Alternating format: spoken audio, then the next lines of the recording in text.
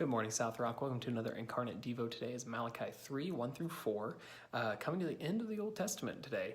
The last book, and these verses are all about Jesus coming first, or Jesus coming after a messenger, but it's talking about who Jesus is. And it says he's like a refiner's fire and like fuller's soap, and that he is going to purify the people. He's going to purify Israel, and that the offering that we then give will be pleasing to the Lord, because the offerings that they had given in this time of Malachi and the minor prophets, God says multiple times in the minor prophets, your offerings are a stench to me. I want your hearts. And so here in Malachi, at the end of this Old Testament, he's saying, I'm sending someone who will refine you so that your offering is finally pleasing to me.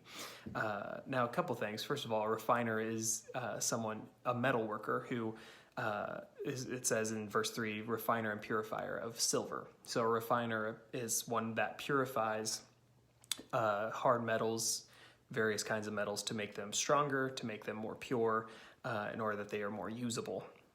And then a fuller is actually someone who cleans wool taken from sheep, and fuller's soap is actually a very harsh kind of chemical, I guess I'd call it, or mineral.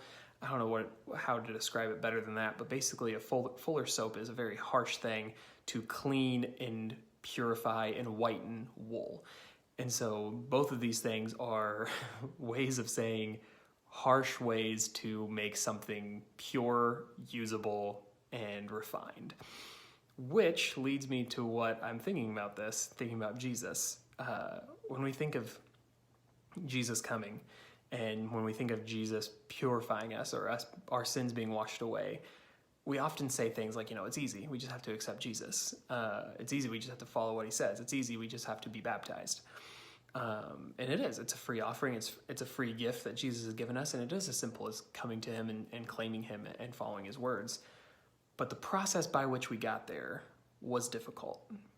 And righteousness, a life lived in righteousness post accepting him, isn't guaranteed to be easy, right? Jesus even says, this is going to be hard. There's going to be days that are difficult. There's a life of righteousness is opposed to the world, and since we're in the world, it's not going to be easy. And so that's what I think this is as we approach righteousness, as we seek righteousness, we are getting closer to Jesus, but it's refining and it's purifying.